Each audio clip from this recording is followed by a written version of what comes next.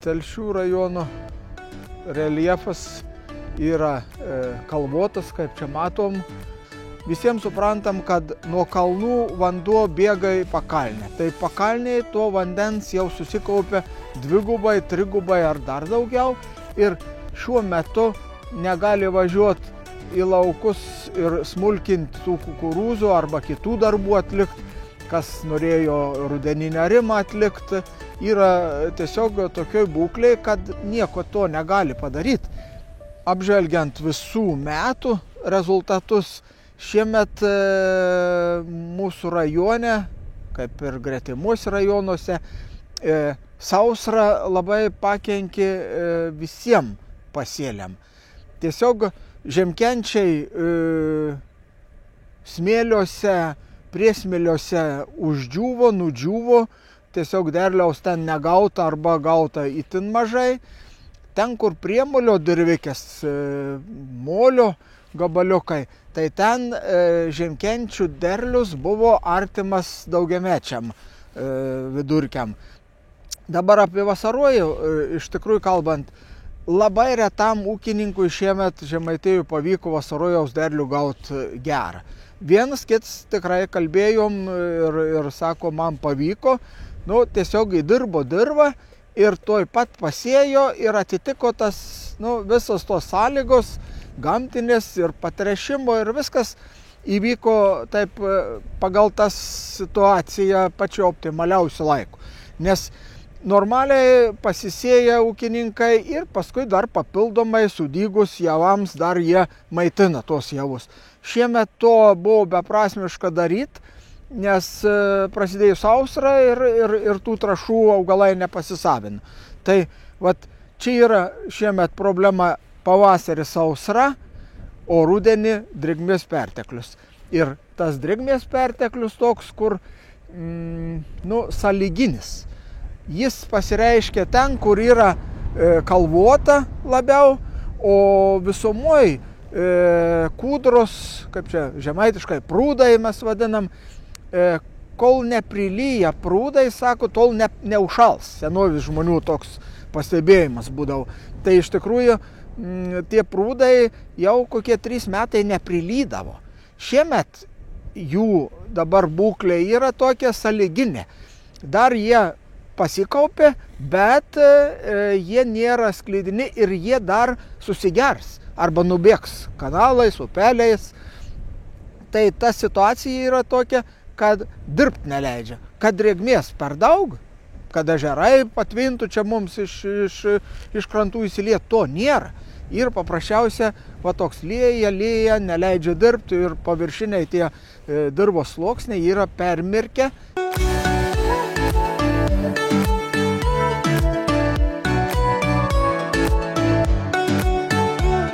Laukuos situacija ir liūdna, ir ūkininkai yra nevilty, kadangi tos darbus atlikti reikia, užaugo kukurūzų derlius ir jį reikia sudoroti būtent dabar, kada kukurūzai pasiekia tą brandą, truputį lapai yra šalnos pakasti, apdžiūvę ir tas moments, kol dabar galim sudėti tinkamą pašarą. Grūdai ir burbuolės lapai tiesiog bus paveikti toksinių grybų ir pašaras bus vietoj to, kad maistingas, bus dalinai nuodingas. Tai iš tikrųjų situacija yra tokia, kad negali ūkininkai įvažiuoti, bet laukti negali, todėl kad pašarai suges. Dar kits yra faktorius, kad tų pašarų ūkininkai prisiruošę Žemaitijoje turi menkai, kadangi pirmą žolę davė gal kokią 3 dalį derliaus, nors pirmą žolę buvo pati maistingiausia ir ūkininkai visada žino, kad iš pirmos žolės pats geriausias pašaras, tada ir pieno primilžiai bus geresni arba priesvoriai, bet įvyko kaip įvyko, pakeisti negalim, o dabar rudenį tą, kas užaugo, tiesiog negali ūkininkai sudoroti, surinkti, susilosuoti.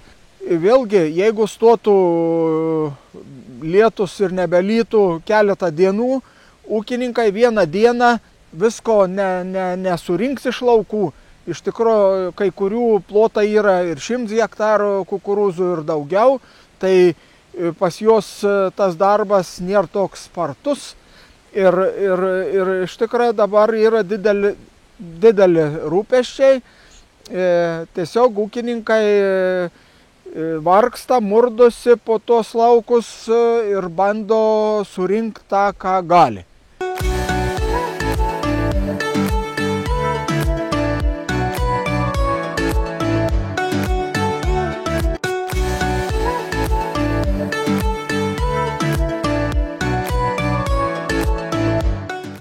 Jo, esam pačiam didžiausiam, galim sakyti, arba vienam iš didžiausių laukų mūsų rajone. Čia yra 40 hektarų plotas. Tai laukas yra gan tolygus. Pasėta rugpjūčio 8, gan anksti. Ir yra panaudota tik produktas nuo pabirų, kadangi čia buvo žieminiai kviečiai. Tai šitam lauke daugiau augalų apsaugos priemonių nepavyko panaudoti, kadangi prieš piktžoles nepavyko sukovoti, kadangi prasidėjo lietus ir tie lietus tų darbų atlikti neleido, bet džiaugiamės, kad šiuo metu, tarkim, nėra pavojaus peraukt rapsui. Dabar lapai. 1, 2, 3, 4, 5, 6, 7, 8 lapą. Augimo kūgelis 2,5 cm, nepilna, 2,3. Tai norma ir šaknies stamboms, aišku, viršuje ir 2 cm šaknies storoms. Dabar apžiūrėjus keletą augalų, matom, kad šaknis augalų yra sveikos, jokių gumbų nėra, kadangi pas mus ūkininkai augina rapsą ne tiek dažnai ir dar nėra užsikrėtusios dirvos arba sėkla kažkokia nepareina tokia užkrėsta. Tai iš tikrųjų nėra, šaknų gumbo nėra, lapų lygų taip pat nesimato, bus 24 augalai. Tai 20 tikrai yra norma, sakyčiau, vidutinis pasėlis. Nėra per tankus, nėra retas. Tai yra gera situacija, kadangi orai vėsta kasdien, manom, kad jau augimas stabdosi ir jo nebebus tokio ženklaus, kad kažkas pasikeistų tiem rapsam augimo kūgelis, kad pailgėtų. Tai iš tikrųjų tai biškai ramina. Aišku, džiaugiamės, kad bent daliai ūkininkų pavyko pasėti žieminius rapsus, nes praėjusi žiema nuvylė. Tiksliau ne žiema, pavasaris nuvylė rapsų augintojus ir pas mus rajone iš kelių tūkstančių hektarų liko 500 hektarų, kadangi tiesiog pavasarį besitęsiančios šalnos nušaldė, nudžiovino, po to apstojo kenkėjai. Tie ūkininkai, kurie paliko vieną kitą lauką, tai nieko neprikūlė gero, kadangi ten kenkėjai padarė savo ir augalams buvo nepalankios sąlygos, o kenkėjams buvo palankios. Tai dalis ūkininkų tiesiog nebeaugina rapsų, o buvo, kurie dar ir pabandė. Tai va, šitas laukas toks, kur dar laiku pasėta, augalai normaliai įsivystė. Aišku, tręšimą konkrečiai gavo 200 kg NPK jaros trąšos. Vėlgi, tas tręšimas truputį kaip ir mažokas, bet žiūrinti tai, kad čia eilę metų ūkininkai naudoja gan neblogas tręšimo normas, reikia sakyti, nemažas normas, tai iš tikrųjų augalams maisto medžiagų neturėtų stokoti šiuo momentu, o pavasarį azoto trąšom bus papildomai tręšiama, galbūt ir mikroelementų bus galimybė atiduoti, galbūt pavasaris nebus toks lietingas, kaip kad dabar ruduo. Aišku, ūkininkai būtų darę daugiau investicijų, kad tas pasėlis būtų gražesnis, bet dėl lietingų orų to padaryti negalėjo.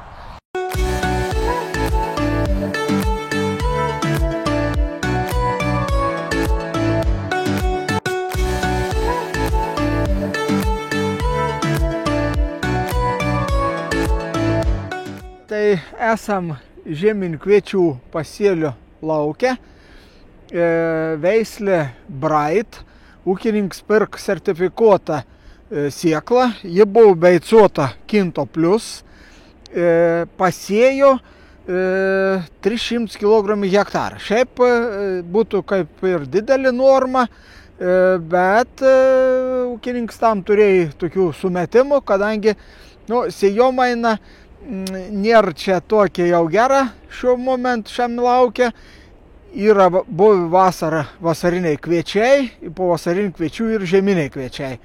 Taisyklės tą leidžia daryti, bet ūkiškai, agronomiškai blogas priešsėlis žieminiam kviečiam.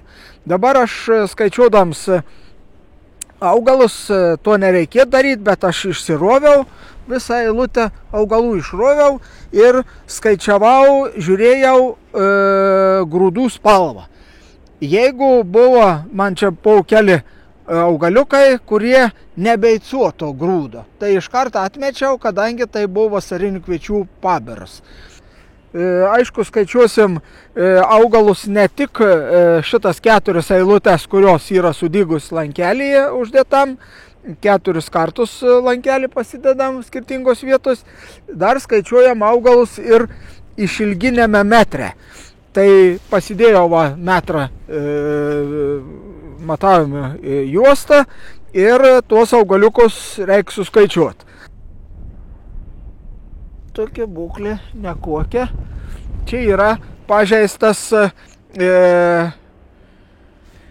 sprakšo lervų ir matau nugraužtą daigelį. Jis pageltas buvo, iškart sukėlė tarimą. Kadangi vienas kits augaliuks, tankus pasėlis tikrai nieko nesudaro. Mes tą tokį dvigubą skaičiavimą atliekam tam, kad tiksliau įsivertinti, kiek yra augalų kvadratiniam metre.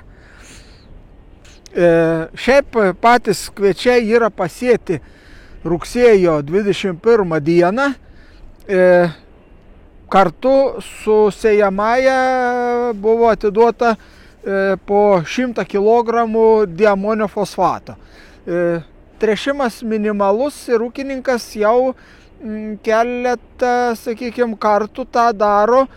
Pavasarį vasariniam kviečiam vėl minimaliai davė trąšų ir dabar minimaliai. Aišku, jeigu gerai žiemos, azoto trąšas turbūt gal labiau bus dosnesnis, nes jis norės tą derlių kult normalesnį. Tai bus matyti kaip čia pavasarį, kaip čia žiemos. Šiuo momentu pasėlis yra 21 tarpsnio, matom šoninį stebelį ir prie vieno augalo ir prie kito.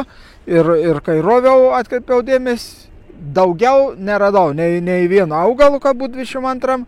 Tai tiesiog augalai yra krūmijimos tarpsnyje. Šiaip nelabai krūmysis tame laukia, kadangi sėklas norma yra 300 kg hektarą. Tai ir didelė sėklas norma, tankus pasėlis ir tas krūmijimas turbūt nelabai vyks, nes augalai patys jausdami tankesnę savo augalų draugiją nelabai krūmysis.